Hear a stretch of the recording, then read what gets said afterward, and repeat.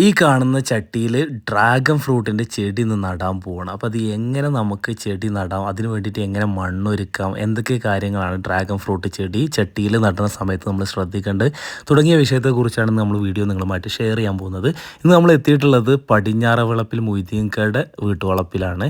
ഇവിടെ തിരുനാവായ പഞ്ചായത്തിലെ ജനപ്രതിനിധികളും അതുപോലെ തന്നെ കൃഷി ഓഫീസറും കൃഷി ഓഫീസിലെ ജീവനക്കാരൊക്കെ ചേർന്നിട്ട് ചിങ്ങം 1 കർഷക ദിനത്തിനോടനുബന്ധിച്ചുള്ള ഒരു ചടങ്ങാണ് ഇവിടെ നടന്നുകൊണ്ടിരിക്കുന്നത്. അപ്പോൾ അതിനെക്കുറിച്ചുള്ള കൂടുതൽ വിഷയങ്ങളിലേക്ക് നമ്മൾ കടക്കുകയാണ്. ആദ്യം തന്നെ നമുക്ക് എന്ത് ചെയ്യാം, കൃഷി ഓഫീസറുടെ വാക്കുകൾ കേൾക്കാം. ചിങ്ങം 1 നമ്മുടെ കർഷക ദിന ആചരണത്തിന്റെ ഭാഗമായിട്ട് പ്രത്യേകമായിട്ടുള്ള ഒരു പദ്ധതിയാണ് പുതിയ കൃഷിയിടങ്ങൾ കണ്ടെത്തി തുടങ്ങുക എന്നുള്ളത്. അപ്പം അതിന്റെ ഭാഗമായിട്ട് തിരുനാവായ പഞ്ചായത്തില് നമ്മുടെ വാർഡ് 19 ശ്രീ മൊയ്തീൻ പടിഞ്ഞാറവളപ്പിൽ എന്ന കർഷകൻ, അദ്ദേഹം വർഷങ്ങളായി ജൈവ രീതിയിൽ 20-25 സെന്റ് പുരയിടത്തിൽ തന്നെ വിവിധ ഇനങ്ങളായ എക്സോട്ടിക് ആയിട്ടുള്ള അഥവാ പുറത്തുനിന്നുള്ള വിദേശ പഴവർഗ്ഗങ്ങളും അതുപോലെ മറ്റു പുഷ്പവിളകളൊക്കെ വളർത്തുന്ന ഒരു കർഷകനാണ്. അതും സമ്പൂർണ്ണമായും ജൈവ രീതിയിൽ. അപ്പോൾ അദ്ദേഹത്തിന്റെ പ്രധാന പ്രത്യേകത എന്ന് പറയുന്നത് ഇവിടെ വളർത്തുന്ന ഡ്രാഗൺ ഫ്രൂട്ട് ആണ്. അപ്പോൾ ഇത്ര ഇനങ്ങൾ നമ്മുടെ പഞ്ചായത്തിൽ നിന്നല്ല, അയൽ പഞ്ചായത്തിൽ പോലും കൃഷിയിലില്ല. 8ഓളം ഇനങ്ങളുള്ള ഡ്രാഗൺ ഫ്രൂട്ട് ഇദ്ദേഹം വളർത്തുന്നുണ്ട്. അപ്പം ആ ഒരു പുതിയ ഡ്രാഗൺ ഫ്രൂട്ടിന്റെ പുതിയ ഇനങ്ങൾ നമ്മൾ പുതിയ കൃഷിരീതി എന്നുള്ള രീതിയിൽ ചിങ്ങം 1 ഭാഗമായിട്ട് ഇവിടെ ആരംഭിക്കുകയാണ്. കൃഷിരീതികളെ പറ്റിയും അദ്ദേഹം ചെയ്യുന്ന പരിപാലന മുറകളും അദ്ദേഹം തന്നെ നിങ്ങളോട് പറഞ്ഞു തരുന്നതാണ്. ഇവിടെ ഈ ഡ്രാഗൺ വെക്കാൻ നമ്മൾ ഉപയോഗിക്കുന്ന ചട്ടിയുടെ സൈസ് എത്രയാണ്? സൈസ് 18ലും വെക്കാം, 20ലും വെക്കാം. നമ്മളിവിടെ ഉപയോഗിച്ചിട്ടുള്ളത് ഈ 18 ഉണ്ട്. 18ലാണ് വെക്കുന്നല്ലേ? അപ്പൊ ആദ്യം നമ്മളിപ്പോ എന്താ ഇതിൽ ചെയ്തിട്ടുള്ളത്? ഇങ്ങനെ മണ്ണ് മിക്സ് ചെയ്തിട്ടുള്ളത് ഇതിൽ വെച്ചിട്ടുള്ളത്? മിക്സ് ചെയ്തിട്ടുണ്ട്. അത് ഏതൊക്കെയാണ് മിക്സ് ചെയ്തിട്ടുള്ളത്? ഇതില് ആദ്യമായിട്ട് നമ്മൾ ചെയ്യേണ്ടത് ഈ ചട്ടി എടുക്കുമ്പോ അതിന് ഈ ഡ്രാഗൺ വെക്കും, മറ്റുള്ള പലവൃക്ഷ തൈകൾ വെക്കുമ്പോൾ കൂടുതൽ ഹോൾസ് ഇടേണ്ട ആവശ്യമില്ല. ഈ ഡ്രാഗൺ വെക്കുമ്പോൾ മറ്റുള്ള ഇതിന് 4 ഹോൾസ് ഇടണം, ഇതിന് 10 ഹോൾസ് ഇടണം. അതായത് അടിയിൽ നിന്ന് വെള്ളം വാർന്നു പോകണം, വെള്ളം പെട്ടെന്ന് വാർന്നു പോകണം. എന്നാലേ ഇത് ചെയ്യാതെ നിൽക്കുള്ളൂ. അല്ലെങ്കിൽ ഒരു വർഷം വരെ നിൽക്കുമ്പോൾ 2ാമത്തെ വർഷം മുതൽ ചീച്ചിൽ തുടങ്ങും. അങ്ങനെ പ്രശ്നം വരില്ല ചീച്ചിൽ? അതാണ് മെയിനായി ശ്രദ്ധിക്കേണ്ടത് ഡ്രാഗണിലല്ലേ. പിന്നെ അതുപോലെ തന്നെ ഇതിൽ ഇങ്ങനെ കമ്പി ഇങ്ങനെ സൈഡിൽ കൂടി കുത്തി കയറ്റി കൊടുത്തിട്ടുണ്ടല്ലേ? ഉണ്ട്. അത് ഈ ഫില്ലർ ഇത് PVC പൈപ്പ് വെച്ചിട്ടുള്ളല്ലേ? PVC പൈപ്പ് വെച്ചിട്ട്. പിന്നെ ഈ കമ്പി വെക്കുമ്പോൾ പ്രേക്ഷകർ ശ്രദ്ധിക്കേണ്ടത്, കർഷകർ ആരും ശ്രദ്ധിക്കേണ്ടത്, ഈ 2 കമ്പിയും ഒരേ ഇതിൽ കൊടുക്കരുത്. ഒന്ന് അടിയിൽ കൊടുക്കണം, ഒന്ന് അടിയിൽ, ഇതേമാതിരി അടിയിൽ കൊടുക്കണം. അതിന് നേരെ ക്രോസ് ആയിട്ട് മേലെ കൊടുക്കണം. വേറെ ഒന്നും. അതായത് നമ്മുടെ ഈ PVC പൈപ്പിന്റെ ഉള്ളിൽ കൂടി കയറിയിട്ട് ഈ ചട്ടിയുടെ അടിയിലും അതുപോലെ തന്നെ ചട്ടിയുടെ മുകൾ വശത്തുമായിട്ട് കൊടുക്കണം. അതുകൊണ്ട് ഇത് ആടൂല, നല്ല സ്ട്രോങ് ആയിട്ട് നിൽക്കും. ചില ആളുകൾ ചെയ്യും, അതായത് ഇവിടെ തന്നെ ഒന്നിങ്ങനെ ഒന്നങ്ങനെ ക്രോസ് ആയിട്ട് കൊടുത്ത് അടുത്ത് തന്നെ കൊടുത്തു കഴിഞ്ഞാൽ അതിന്റെ അടിഭാഗം നീങ്ങി പോകും. ഇത് ഏറ്റവും അടിത്തട്ടിലായതുകൊണ്ട് നീങ്ങൂലല്ലേ? എന്നിട്ട് ഇപ്പൊ തൈ വെച്ചല്ല, ഈ തൈ വെക്കുന്നതിന്റെ മുമ്പായിട്ട് ഇവിടെ അടിത്തട്ടിൽ നമുക്ക് കുറച്ച് മിക്സ് കാണുന്നുണ്ട്, മണ്ണ് കാണുന്നുണ്ട്.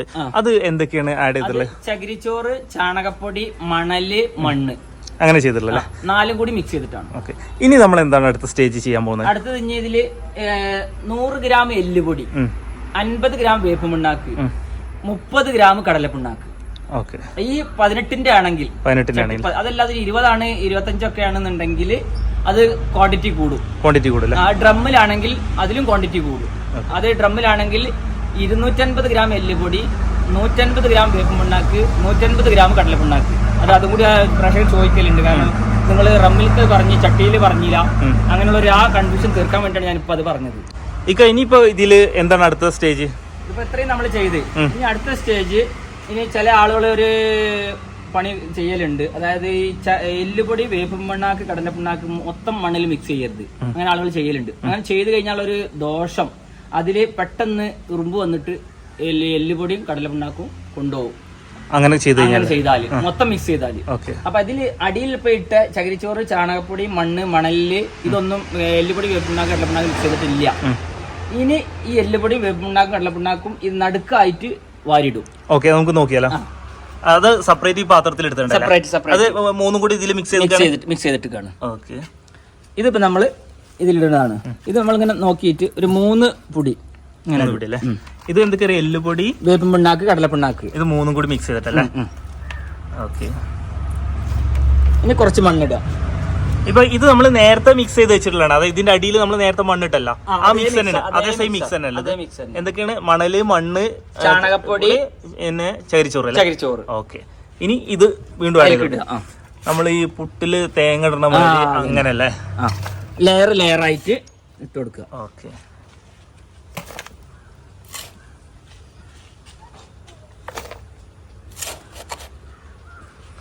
അതുപോലെ തന്നെ ഗ്ലൗ യൂസ് ചെയ്തിട്ടുണ്ട്. അപ്പൊ അത് നല്ലതാണോ?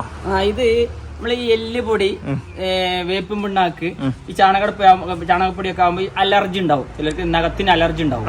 അപ്പൊ അവര് ഉപയോഗിക്കുന്നത് നല്ലതാണ്. അങ്ങനെ ഒരു അലർജി ഇല്ല എങ്കിൽ നോർമലായിട്ട് എപ്പോഴും സേഫ് ആയിട്ട് ഗ്ലൗ യൂസ് ചെയ്യുന്ന ഏറ്റവും നല്ലത് അതാണ്. ഇനി വീണ്ടും നമ്മള് കുറച്ചും കൂടി ഇടുക. എല്ലുപൊടി ഇതൊക്കെ കൂടി ഇട്ട് കൊടുക്കുക അല്ലേ?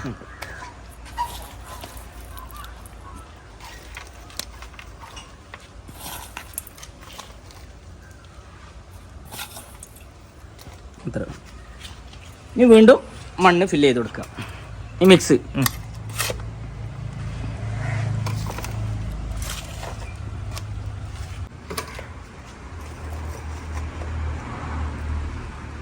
അപ്പൊ അത് നമ്മളെ തൈമ ഉണ്ടായിരുന്ന മണ്ണിനൊപ്പം മതി.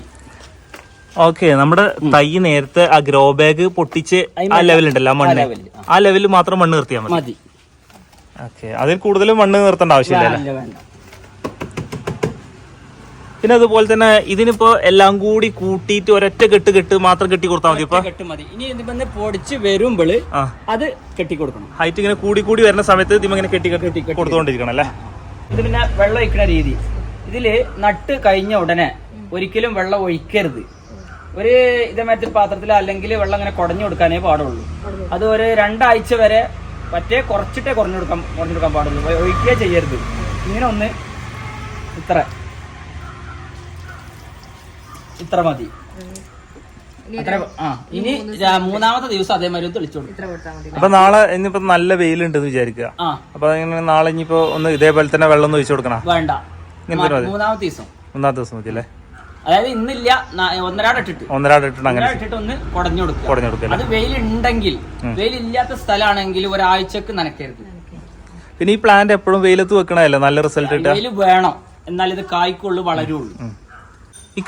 ഇതിനകത്ത് ഇനി നമ്മൾ, അതായത് ഇപ്പൊ ഇതിന്റെ വളർച്ചാ സമയത്ത് ഇനി ചിലപ്പോ 1 മാസം കഴിഞ്ഞാൽ എപ്പോഴാണ് ഇനി ഇതിന്റെ അടുത്ത വളപ്രയോഗം വരിക? അടുത്ത വളപ്രയോഗം ഒരു 2.5-3 മാസത്തിനുള്ളിൽ കൊടുക്കണം. അത് ഓരോ 2-3 മാസത്തിനുള്ളിൽ കൊടുത്തോണ്ടിരിക്കണം അല്ലേ? അപ്പൊ ആ സമയത്ത് ഇതിനകത്ത് എങ്ങനെയാണ് ഇപ്പൊ വളപ്രയോഗം നടക്കുക? അപ്പൊ അങ്ങനെ മണ്ണ് ഇങ്ങനെ കയറി വരില്ലേ? ഇല്ല, അതിന് ഈ സൈഡിലുള്ള മണ്ണ് പതുക്കെ ഒന്ന് മണ്ണ് മാറ്റി കൊടുക്കുക, കുറച്ച് മാറ്റുക. എന്നിട്ട് അതിൽ ഈ എല്ലുപൊടി, വേപ്പിൻ പിണ്ണാക്ക്, കടലപ്പിണ്ണാക്ക്, ചാണകപ്പ് കെട്ടിയതിന് ശേഷം അതിന്റെ മേലെ മണ്ണും ഫില്ല് ചെയ്ത് കൊടുക്കും. അപ്പൊ അങ്ങനെ വരുന്ന സമയത്ത് മണ്ണ് ഇങ്ങനെ കയറി വരില്ല? കാലം കൊണ്ട് ലേശമൊക്കെ കയറി വരുള്ളൂ, കൂടുതൽ വരില്ല അല്ലേ? ഓവറായിട്ട് ഇടരുത് മണ്ണ്. അത് അതിനാണ് മണ്ണ് എടുക്കുന്നത്. അതിന് കുറച്ച് പുറത്ത് എടുക്കുക, പിന്നെ ഇട്ട് കൊടുക്കുക. അതല്ല എങ്കിൽ അതൊരു ബുദ്ധിമുട്ടാണെന്ന് തോന്നുകയാണെങ്കിൽ ഇതിൽ ലിക്വിഡ് ഫെർട്ടിലൈസർ കൊടുക്കാം. അത് പച്ച ചാണകത്തില് കടലപ്പിണ്ണാക്കി ഇളക്കി വെച്ചിട്ട് 15 ദിവസം ഇളക്കി വെച്ചതിന് ശേഷം അതിന്റെ സ്ലറി ഒരു കപ്പ് അതിന് എടുക്കുമ്പോൾ 3 കപ്പ് പുറത്തുനിന്നും കൂടി വെള്ളം എടുത്തിട്ട് ഡൈല്യൂട്ട് ചെയ്തിട്ട് ഓരോ 10 ദിവസം കൂടുമ്പോൾ ഒഴിച്ചു കൊടുക്കണം. അപ്പൊ 3 മാസം 1 മാസം 2 മാസം ഒന്നും പോരാ, ഓരോ 10 ദിവസത്തിലും ഒഴിക്കണം. അപ്പൊ ഒരു 3 മാസം കൂടുമ്പോൾ വളപ്രയോഗം നടത്തുന്നതാണ് ഏറ്റവും ബെറ്റർ, നല്ലതല്ലേ? ഓക്കെ. പിന്നെ അതുപോലെ തന്നെ ഇതിപ്പോ ഇനിയിപ്പോ ഇങ്ങനെ പൊന്തി വരില്ല. ഈ പൊന്തി വരുന്ന സമയത്ത് ഇപ്പൊ ഇതിലൊക്കെ കണ്ട് നമ്മൾ മുകളിൽ ഒരു ടയർ വെച്ചതൊക്കെ കണ്ട് ഇങ്ങനെ അങ്ങോട്ട് എല്ലാം ഇങ്ങനെ മറിഞ്ഞു വീഴാൻ പറ്റില്ല. അപ്പൊ അതിന് വേണ്ടിയിട്ടാണ് ഇവിടെ ഹോൾ ഉണ്ടാക്കിയത്. ഇനി ഹോൾ ഇട്ടിട്ട് ഇങ്ങോട്ട് വെച്ചിട്ട് പിന്നെ കമ്പി ഇട്ടിട്ട് അതിന്റെ മേലെ ടയർ ഇടുക, അങ്ങനെ വെച്ചിട്ടല്ലേ? പിന്നെ അതുപോലെ തന്നെ ഇവിടെ ഇപ്പോ 4 തൈ വെച്ചിട്ടുണ്ട്. ഇത് ഏതാ വെറൈറ്റി? ഇത് മലേഷ്യൻ ഹൈബ്രിഡ് എന്ന് പറയുന്നത് 8 മാസം കൊണ്ട് കായ്ക്കും. മാത്രമല്ല ഇത് പഴം നല്ല വെയിറ്റ് ഉണ്ട്. ഒരു 700-800 ചില 900 ഗ്രാം വരെ വെയിറ്റ് ഉള്ള പഴം കിട്ടിയിട്ടുണ്ട്. അങ്ങനെ കിട്ടിയിട്ടുണ്ടല്ലേ? പിന്നെ ഇതിലും കൂടുതൽ വെയിറ്റ് ഉള്ള റോയൽ റെഡ് 1 കിലോന്റെ മേലെ തൂക്കുള്ള പഴം നമ്മൾ എടുത്തിട്ടുണ്ട്. അതിപ്പോ ഇതിൽ വെച്ചിട്ടില്ലേ? ഇല്ല, അത് വെച്ചിട്ടില്ല. പിന്നെ ഇതിൽ വെച്ചിട്ടുള്ളത് ഒറ്റ തൈ ആലോചിച്ചില്ല, അത് ഒരു വെറൈറ്റി. ഇതിപ്പോ നമുക്ക് മിക്സ് ചെയ്ത് 4 വെറൈറ്റി ആയി ചെയ്തൂടെ? പറ്റൂല, അതാണ് എല്ലാവർക്കും ഉള്ള സംശയങ്ങൾ. അതായത് ഒരേ ഫില്ലറിൽ തന്നെ 4 വെറൈറ്റിന്റെ 4 തൈ വെച്ചുകൂടെ എന്നുള്ളതാണ്. അങ്ങനെ വെച്ച് കഴിഞ്ഞാൽ സ്വാഭാവികമായും നമുക്ക് തന്നെ ചിന്തിക്കുക, അതായത് പരാഗണം നടക്കുമ്പോൾ അത് 4 വെറൈറ്റി പരാഗണം നടക്കുമ്പോൾ ഏത് വെറൈറ്റി ഉണ്ടാവുമെന്ന് നമുക്ക് അറിയാൻ പറ്റില്ല. അങ്ങനല്ലേ? ഒരേ വെറൈറ്റി വെച്ചാലാണ് കൂടുതൽ പഴം ഉണ്ടാവുക. അതിന്റെ യഥാർത്ഥ ടേസ്റ്റും മധുരവും കാര്യങ്ങളൊക്കെ കിട്ടണമെങ്കിൽ ഒരേ വെറൈറ്റി വെക്കണം ബെസ്റ്റ് അല്ലേ? പിന്നെ അതുപോലെ തന്നെ നമ്മൾ ഒറ്റ തൈ വെക്കുന്നതിനെ കുറിച്ച് എന്താണ്? തൈ ഒരിക്കലും നടണ്ട, കൂടുതൽ കഴിക്കാനും ബുദ്ധിമുട്ടാണ്. പരാഗണം നടക്കാൻ 2 എണ്ണം വെച്ചാലും കഴിക്കാൻ സമയം എടുക്കും. 8 മാസം കൊണ്ട്, 1 വർഷം കൊണ്ട്, 1.5 വർഷം കൊണ്ടൊന്നും കഴിക്കൂല. പെട്ടെന്ന് കായ്ക്കണം എന്നുണ്ടെങ്കിൽ നല്ല തൈ നോക്കിയിട്ട് 4 തൈ പരാഗണം നടക്കണം അല്ലേ. ഇന്നത്തെ ഈ വീഡിയോയെ കുറിച്ചുള്ള നിങ്ങളുടെ വിലയേറിയ നിർദ്ദേശങ്ങളും അഭിപ്രായങ്ങളൊക്കെ വീഡിയോക്ക് താഴെ കമൻറ്റ് ചെയ്യാൻ ശ്രമിക്കുക. വീഡിയോ ഇഷ്ടപ്പെട്ട് കഴിഞ്ഞാൽ ലൈക്ക് ചെയ്യുക. അതുപോലെ തന്നെ മറ്റ് സുഹൃത്തുക്കളിലേക്കൊക്കെ ഈ വീഡിയോ ഷെയർ ചെയ്തിട്ട് എത്തിച്ചു കൊടുക്കാൻ കൂടി ശ്രമിക്കുക. ഇതുവരെ നമ്മുടെ ചാനൽ സബ്സ്ക്രൈബ് ചെയ്യാത്തവരുണ്ടെങ്കിൽ ചാനൽ സബ്സ്ക്രൈബ് ചെയ്യുക, സപ്പോർട്ട് അറിയിക്കുക. മൊയ്തീൻകയുടെ നമ്പർ നമ്മൾ താഴെ ഡിസ്ക്രിപ്ഷനിൽ കൊടുക്കുന്നുണ്ട്. കൂടുതലായിട്ട് കാര്യങ്ങൾ എന്തെങ്കിലും അറിയണമെന്നുള്ളവർക്ക് നേരിട്ട് വിളിക്കാവുന്നതാണ്. താങ്ക്